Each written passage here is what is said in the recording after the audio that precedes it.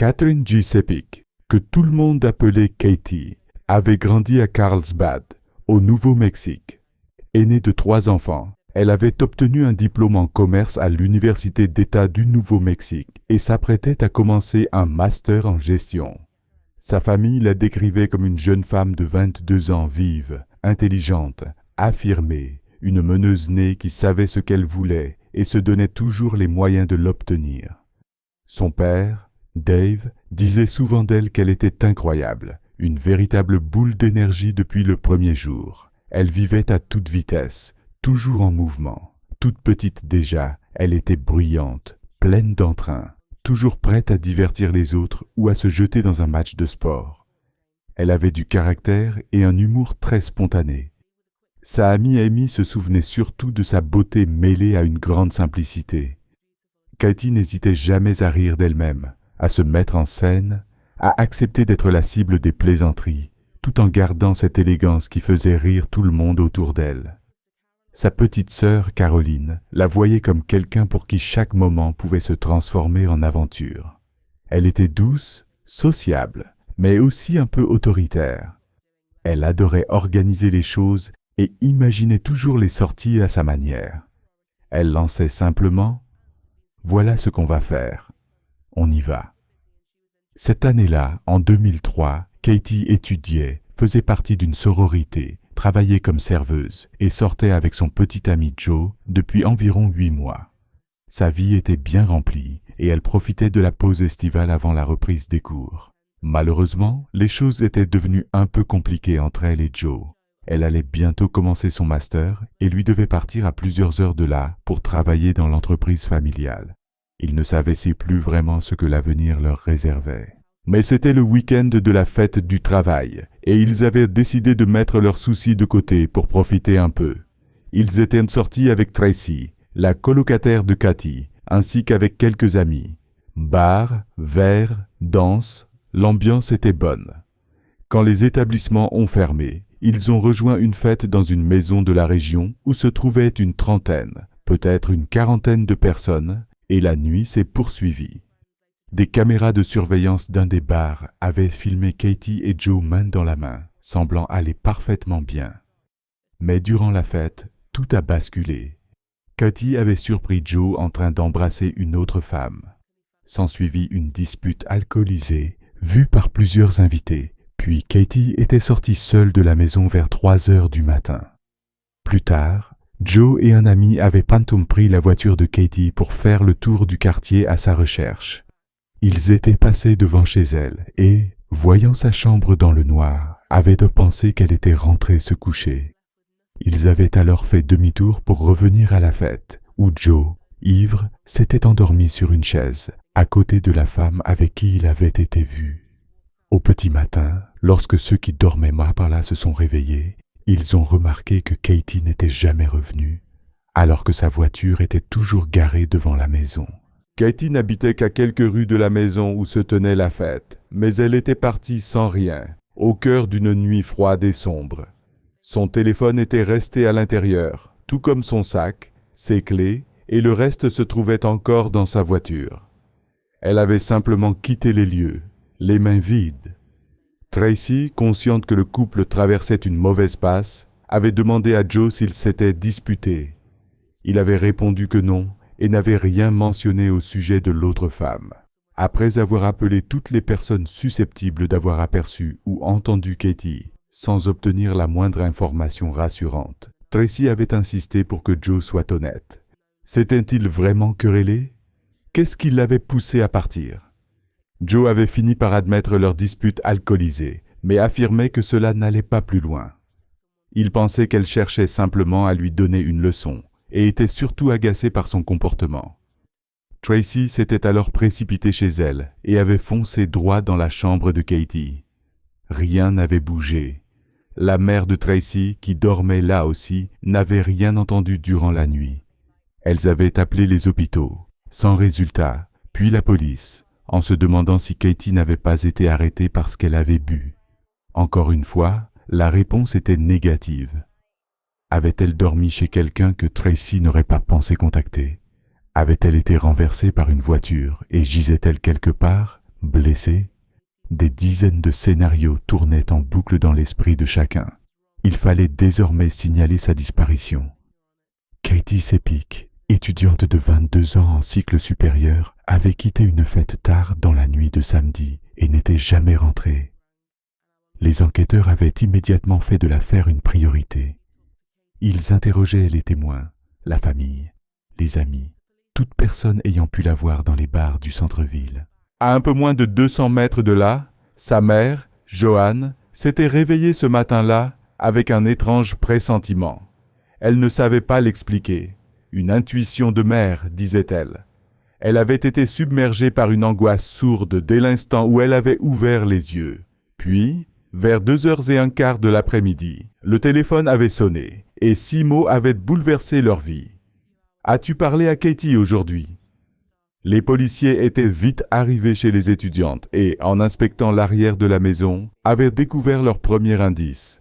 Tout annonçait que Katie avait presque réussi à rentrer. La moustiquaire d'une fenêtre à l'arrière était abîmée et l'une de ses sandales se trouvait au sol. Le gravier semblait déplacé, comme si quelqu'un avait été traîné. Au même moment, alors qu'il poursuivait l'examen des lieux, une autre enquête venait de commencer quelques heures plus tôt. En arrivant sur les lieux, l'un des témoins avait simplement tourné la tête et aperçu ce qui ressemblait au corps d'une femme, partiellement nue. Il s'était approché, cherchant le moindre signe de vie. Ce matin-là, vers 11h, un couple qui chassait près d'un ancien terrain de décharge à l'est de Las Cruces, au Nouveau-Mexique, avait repéré une silhouette étendue au sol. Le dos et les épaules de la jeune femme étaient brûlés et ses jambes avaient été volontairement écartées et mises en scène. Des traces de pneus indiquaient qu'un véhicule assez imposant, probablement un pick-up, était venu déposer le corps à cet endroit. Quelques heures plus tard, tout allait se rejoindre. La disparition de Katie, âgée de 22 ans, venait d'être signalée.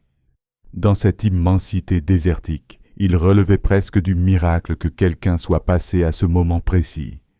La chaleur et les animaux du désert auraient pas pu empêcher que son corps soit découvert ou accélérer la décomposition au point de rendre impossible toute conclusion sur la cause de son décès. Les enquêteurs avaient demandé à Tracy de venir identifier une personne dans le cadre de la disparition de Katie. Elle avait immédiatement accepté, persuadée que son amie avait peut-être été retrouvée dans un commissariat ou un hôpital sans pièce d'identité. Elle pensait à une simple formalité. Elle ne se doutait absolument pas de ce qu'elle allait découvrir. Lorsque la fermeture du sac mortuaire avait été ouverte, Tracy était restée pétrifiée. Elle n'arrivait pas à croire ce qu'elle avait sous les yeux. Elle disait que Katie semblait être morte dans la souffrance et que son visage ne ressemblait en rien à celui de l'amie joyeuse qu'elle connaissait. L'autopsie avait révélé qu'elle avait été violée et étranglée. On lui avait versé un liquide inflammable sur le dos et les épaules, puis tenté de la brûler avant que le feu ne s'éteigne de lui-même. Du sang porteur d'un ADN avait été retrouvé sous ses ongles. Elle s'était battue avec acharnement pour sa vie. Aucun signe de lutte n'était visible à l'endroit où elle avait été trouvée, ce qui signifiait qu'elle avait été tuée ailleurs, probablement près de chez elle ou juste à côté. Sa montre et les 2 bagues qu'elle portait avaient disparu, sans doute emportées par son meurtrier. Ses parents expliquaient qu'elle avait une voix très rauque et qu'elle n'avait jamais pu crier. C'était ainsi depuis son enfance. Lorsqu'elle essayait de hurler, sa voix se transformait en un souffle faible, presque inaudible. Cette idée hantait beaucoup de gens. Imaginer qu'elle avait tenté d'appeler à l'aide, sans que rien ne puisse sortir. L'ADN avait été transmis à la base nationale, mais aucun résultat n'était ressorti, ce qui était surprenant au vu de la violence des faits. Ils espéraient qu'un délinquant déjà fiché puisse être identifié. Les enquêteurs étaient retournés à la fête et avaient commencé à interroger les proches, dont Tracy et Joe. Ce dernier avait d'abord passé sous silence la dispute qu'ils avaient eue, expliquant seulement que leur relation traversait une période difficile et que leur séparation prochaine serait compliquée à vivre pour tous les deux. Ils rêvaient qu'un jour, ils se mariaient et fondent une famille. Ils avaient même commencé à regarder des bagues, et Joe en avait acheté une ornée de la pierre de naissance de Katie. Il ne lui avait jamais donné de nom, mais cela ressemblait à une sorte de promesse, un signe de l'avenir qu'ils imaginaient ensemble. Lorsque les enquêteurs lui ont annoncé la nouvelle, il avait compris avant même qu'on le lui dise clairement. Il savait que ce n'était pas bon. Et d'une voix brisée, il avait juste acquiescé quand on lui avait dit que Katie était décédée.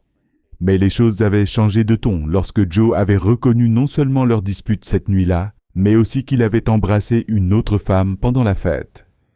Et surtout, un détail ne passait pas inaperçu. Parmi la quarantaine de personnes présentes ce soir-là, il avait été le seul à refuser de fournir un échantillon d'ADN. Hoping you could tell me a little bit more about what happened.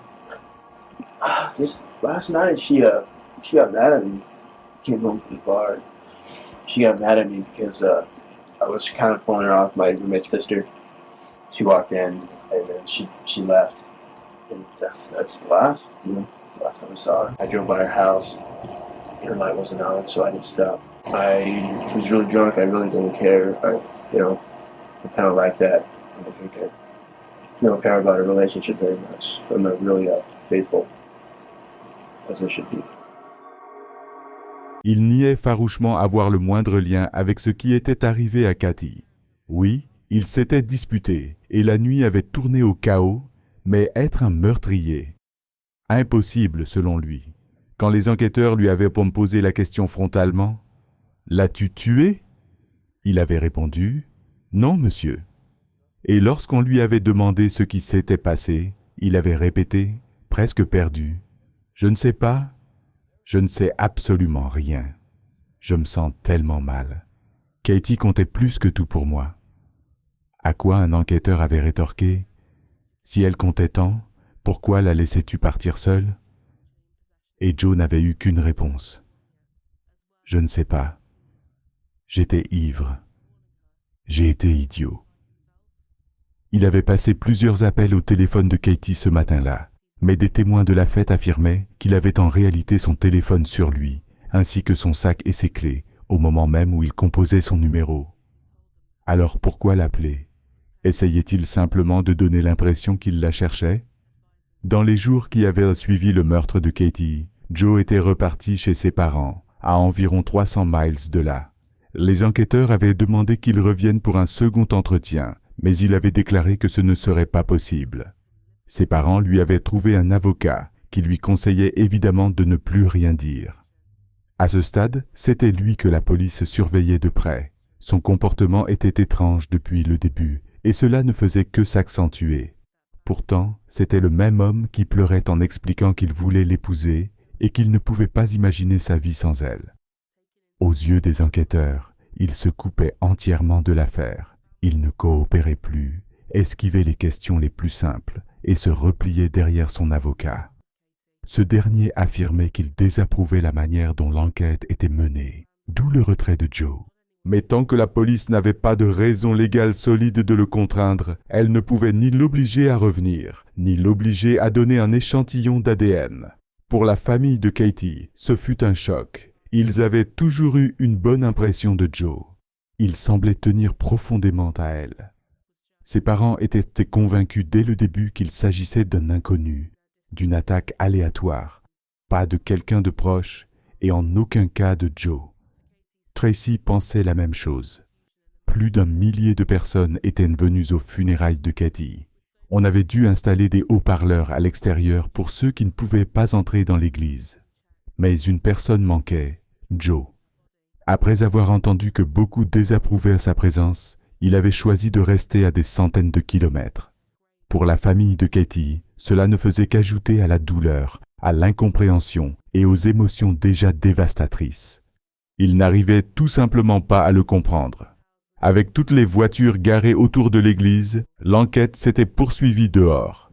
Les enquêteurs inspectaient les pneus, espérant trouver une correspondance avec les traces laissées près du corps. Mais rien ne collait. Les détectives étaient même allés jusqu'à cacher une caméra près de la tombe de Katie, dans l'espoir que Joe s'y rende et laisse échapper un mot compromettant. Là encore, rien. Une récompense de 50 000 $ avait été annoncée pour toute information, puis doublée peu après. Mais l'enquête avait brusquement changé de direction lorsque les policiers avaient finalement obtenu l'ADN de Joe à partir de la chambre de Katie, ce qui l'avait totalement innocenté. Une fois mis au courant, Joe avait repris contact avec les enquêteurs et finalement accepté de donner un échantillon. Il expliqua qu'il avait refusé jusque-là parce qu'ils avaient récemment passé la nuit ensemble et qu'il craignait d'être injustement accusé si son ADN apparaissait quelque part. Après tout cela, Joe n'était plus un suspect et la police pouvait enfin passer à autre chose, mais elle avait perdu un temps considérable. L'un des détectives, Mark Mears, avait déclaré qu'il lui fallait presque se retenir de ne pas vouloir le frapper à la gorge, tant l'attitude de Joe avait été inutilement compliquée. Ses mensonges, son manque total de coopération. Rien n'aurait dû se dérouler ainsi.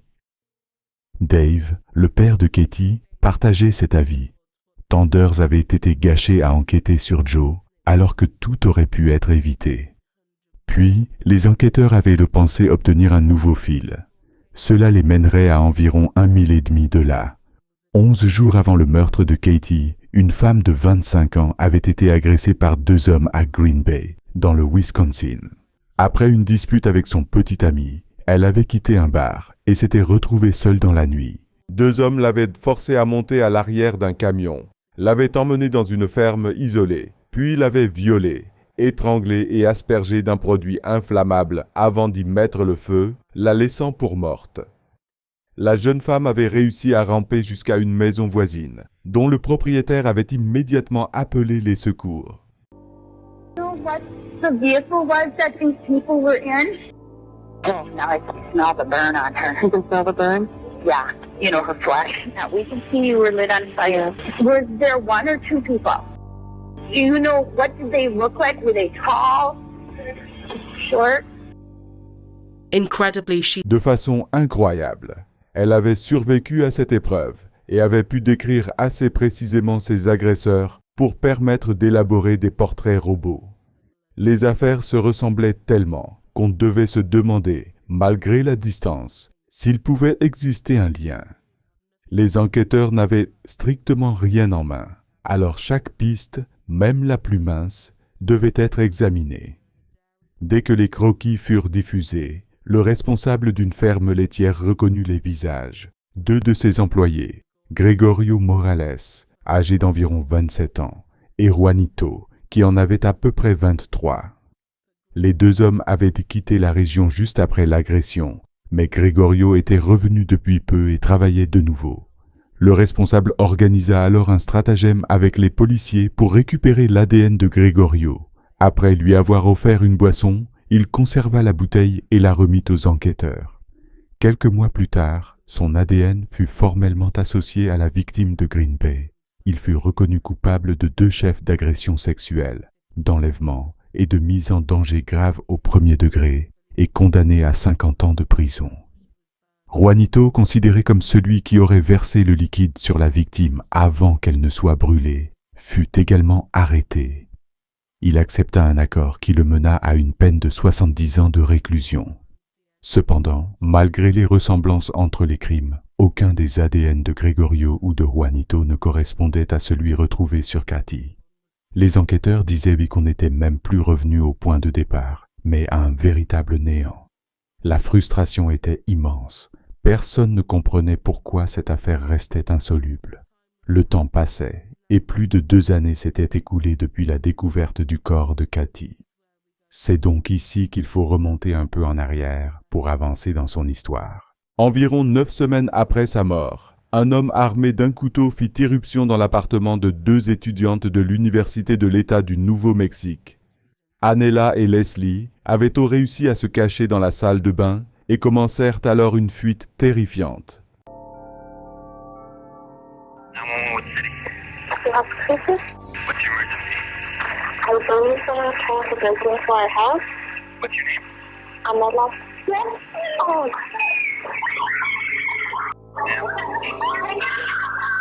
Vanilla? I need you to calm down, okay? You there? Elles l'avaient déjà aperçu rôder près de leur immeuble, les observer depuis l'extérieur, jeter un œil par leur fenêtre. Mais cette fois, il était à l'intérieur. Et si les policiers n'étaient pas arrivés à temps, nul ne sait ce qui aurait pu se produire. Heureusement, ils sont intervenus juste à temps et ont arrêté un homme de 23 ans nommé Gabriel Ayla. Le juge décida de le libérer sous caution afin, je cite, qu'il puisse mettre de l'ordre dans ses affaires. Une décision qui, encore aujourd'hui, laisse les enquêteurs totalement perplexes. Risquant jusqu'à 9 ans d'emprisonnement, Gabriel s'enfuit au Mexique, où il resta en cavale jusqu'à l'année 2005. Il fut finalement arrêté, alors qu'il tentait de rentrer de nouveau aux États-Unis, et 1 an plus tard, il fut reconnu coupable de cambriolage aggravé avec l'intention de commettre une agression aggravée. Il fut condamné à 9 années de prison. Durant son incarcération, Gabriel dut fournir un échantillon d'ADN, et les enquêteurs n'en revinrent pas, lorsque, après tout ce temps, un résultat positif apparut pour la scène de crime de Katie. Son nom était totalement inconnu des autorités de Las Cruces, et personne dans l'entourage de Katie n'en avait jamais entendu parler. Son ex-femme, qui avait divorcé de lui après sa condamnation pour cambriolage, avait conservé une bague trouvée dans son camion. Elle ignorait que cette bague appartenait à Katie. Les enquêteurs lui demandèrent alors des informations sur le véhicule qu'il conduisait à l'époque. Elle répondit que Gabriel l'avait vendu, mais qu'elle pouvait toujours joindre les nouveaux propriétaires. Même si les pneus avaient été remplacés, on retrouva les anciens, et ils correspondaient eux aussi aux traces relevées sur la scène de crime.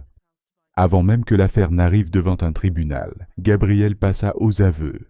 Il déclara qu'il avait failli la renverser ce matin-là en quittant la maison de son dealer où il s'était procuré de la cocaïne. Il s'était arrêté pour lui proposer de la raccompagner, ce qu'elle refusa, car elle n'était qu'à quelques rues de chez elle. Selon lui, elle semblait assez ivre, mais elle affirmait qu'elle allait bien. Gabriel repartit, puis repassa devant elle quelques minutes plus tard et la vit debout devant sa fenêtre, tentant d'entrer chez elle. Il lui demanda de nouveau si tout allait bien. Elle répondit « Je n'arrive pas à entrer, je n'ai pas mon sac. » C'est à ce moment-là que, selon ses propres mots, il aurait perdu le contrôle et déclenché son attaque, la violant puis l'étranglant avant de la mettre dans son camion. Il conduisit ensuite pour abandonner son corps, tentant d'effacer toute trace en brûlant ce qu'il pouvait. Le détective Mark Mears expliqua que les chances pour que Gabriel croise Katie cette nuit-là étaient infimes. Si elle était sortie 30 secondes plus tôt, ou même 1 minute plus tôt ou plus tard, il ne l'aurait jamais vue. Il ajouta « Aujourd'hui, nous éprouvons un immense soulagement, car il semble que nous ayons enfin trouvé celui qui a ôté la vie à notre fille. Nous sommes incroyablement reconnaissants pour tout le travail accompli. » Le lendemain de Noël, Gabriel Ayla fut inculpé de meurtre et d'enlèvement. Cela aurait été le 26e anniversaire de Katie. La procureure, Susana Martinez, annonça qu'elle n'était prête à abandonner aucune charge et qu'il n'était pas question d'un accord de plaidoyer.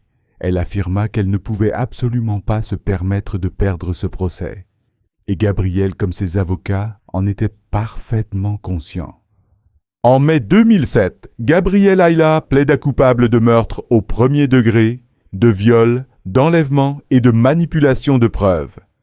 Il demanda l'autorisation de présenter ses excuses à la famille Sepich et affirma ne pas comprendre lui-même pourquoi il avait commis ces actes. Dave reconnut avoir perçu chez lui du remords, ce qui était déjà quelque chose, mais cela ne changeait rien. John expliqua qu'elle lui avait pardonné parce qu'elle souhaitait qu'il puisse trouver la rédemption. Il fut condamné à 69 années de prison. Il pourra demander une libération conditionnelle en 2043 après avoir purgé 30 années de sa peine.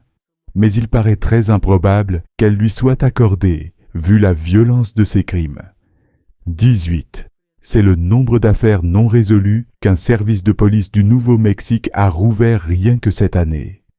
Les enquêteurs affirment que le succès de la loi Katie y est pour beaucoup.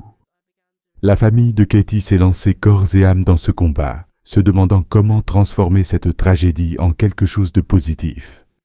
Lorsque Katie fut retrouvée au Nouveau-Mexique, comme dans presque tous les autres États, il était illégal de prélever l'ADN d'une personne arrêtée.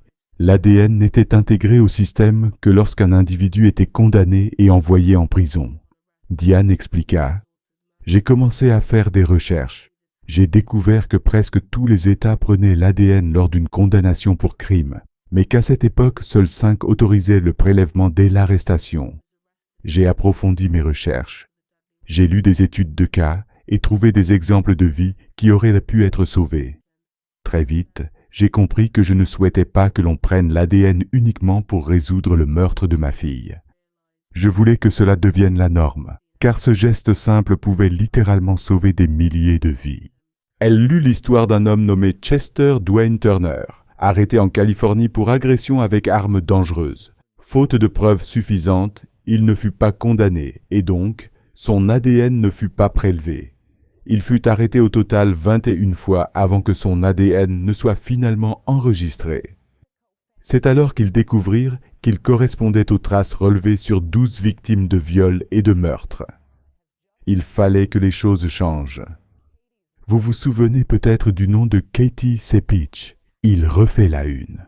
Vendredi, le Sénat a adopté la loi Katie, un texte destiné à aider les États à créer des bases de données ADN pour les personnes arrêtées pour crime. Une victoire pour une famille du Nouveau-Mexique qui voulait que le meurtre de leur fille débouche sur une action importante. Le président Obama venait de signer une version fédérale de la loi Katie. Le Nouveau-Mexique appliquait déjà sa propre version depuis l'année 2007. Ce texte porte le nom de Katie Cepich, ancienne étudiante de l'Université d'État du Nouveau-Mexique. Un projet visant à étendre cette loi progressait également au Capitole de Santa Fe. C'est une semaine douce amère pour la famille de Katie Cepich. Je suis fier de dire que 2 jours après ce qui aurait été son 32e anniversaire, le Sénat a adopté notre loi à l'unanimité. Le lendemain de Noël, c'était l'anniversaire de Katie. Elle aurait eu 32 ans. Et vous savez, elle nous manque encore chaque jour. La loi Katie entra en vigueur au Nouveau-Mexique en 2006. Ce fut un tournant immense. Cette loi exige que 31 toute states have personne now passed arrêtée pour un Katie's crime law or violent use a similar fournisse un program. échantillon ADN. And in 2011, Lorsque Katie's Gabriel law was attaqua Anela expanded et to Leslie include moins de all 3 felony mois après le arrests. meurtre de Katie, Jan si also la loi Katie started avait déjà DNA été en Saves, vigueur, a il non-profit aurait that été aims to obligé de educate donner son lawmakers ADN. and the public Jeanne about the savait power que of cela DNA n'aurait pas testing. sauvé sa fille, mais cela Her aurait family, permis who have de now l'arrêter been beaucoup campaigning plus and tôt. fighting for 2 decades, said they will 31 never know États the people ont who were désormais helped by adopté la Katie's loi law, Katie, but they ou know they are appliquent un there, programme and that similaire. really keeps them Et en going. 2011, They la believe loi Katie's fut law will étendue à result toutes in les thousands of arrestations old pour crimes crime. being solved, Jeanne prevent other fonda innocent également lives from being DNA lost, une and will keep organisation à innocent but non people from being lucratif prosecuted destinée à for crimes they sensibiliser did les not commit. législateurs et le public au Our rôle camera was crucial de rolling this l'ADN dans les afternoon as enquêtes. Albuquerque police Sa took in famille, a qui suspect milite in the depuis rape of an maintenant 2 elderly décennies, woman. dit qu'elle ne 27-year-old saura jamais Francisco quelle vie Perez ont is été accused of protégées attacking grâce the à la loi Katie, 76-year-old mais victim qu'elle sait at qu'elles Alamosa existent. Et Elementary c'est ce qui School. lui pousse à Tonight, Albuquerque continuer. police are Ils sont crediting a convaincus state que la loi DNA Katie collection permettra de law résoudre known as des milliers Katie's Law d'affaires for helping anciennes, them find d'empêcher Perez. la They're perte decade-old d'innocents rape et and murder d'éviter que des cases personnes non that have coupables haunted ne the soient state for poursuivies pour years, des crimes like the qu'elles n'ont killing pas of commis. Susan LaPorte Nos and the caméras strangling tournaient of cet Maria après-midi Padilla, lorsque la both police in d'Albuquerque a 1985. interpellé un But suspect now pour the le Santa viol Fe d'une Police femme âgée. Department is Francisco reopening Perez, hundreds of those 27 ans, cold est cases, accusé d'avoir agressé une 318 to victime be de exact. 76 ans Lieutenant dans Andrea l'enceinte de Dobbins l'école says the PD élémentaire has a Alamosa. freezer full of Ce soir, evidence. la In police July, d'Albuquerque police sent attribue thousands son of pieces of identification hair, à la loi blood, and Katie, clothing qui samples impose to la the state collecte crime lab systématique to d'ADN try dans and l'État. finally crack some of those Depuis cases. des années, Just des recently, affaires they de sent viol et even de more meurtre DNA hantent le samples. Nouveau-Mexique, Dobbins says the comme big push l'assassinat to de solve the Susan cold Lepore cases et is the success l'étranglement of de Katie's Maria Law. Padilla, toutes deux en 1985. Mais aujourd'hui, Katie's younger brother la police AJ de said he Santa Fe always looked rouvre up des to his big centaines de sister. ses dossiers, She was like a mom and a 318 sister au in one. total. He La fondly lieutenant remembers trying to be Andrea her Dobbins backup singer during her explique que le family shows. département possède un And even though congélateur she didn't rempli always de want to share the preuves. spotlight, when it came to En having his juillet, back, la she police never a envoyé au hesitated. laboratoire d'état No des one messed with milliers him. She was d'échantillons de fiercely cheveux, protective. de sang et de It's such a vêtements blow to your pour tenter soul. de You résoudre really just enfin don't know certaines how de to ses keep moving affaires. forward. And there's Et no tout sight from récemment, anything beyond the encore next minute, davantage the next d'échantillons breath. ont Katie été was a lot transmis. to handle, but also Selon a lot Dobbins, to have behind cet you effort and on massif your pour side. relancer She les was dossiers always my non résolus protector, est but also directement my lié au best friend, succès he de la said. loi Katie. Caroline, jeune who was frère de just Katie, 9 when she lost her AJ, sister, said, expliqua qu'il avait "My toujours visual admiré memories sa of my grande life sœur. right after my Elle sister était à la died fois une are mère et really une crisp amie. and clear, but they're Il not se souvient vibrant. avec tendresse It's des as if this spectacles very bright familiaux light of où il love was essayait just d'être gone. son chanteur de soutien. Jeanne has had to Et change même her si elle ne outlook voulait pas and toujours mindset partager la and said scène, it's so lorsqu'il easy to fall s'agissait into de a le cycle of protéger, saying elle if ne and reculait maybe jamais. and thinking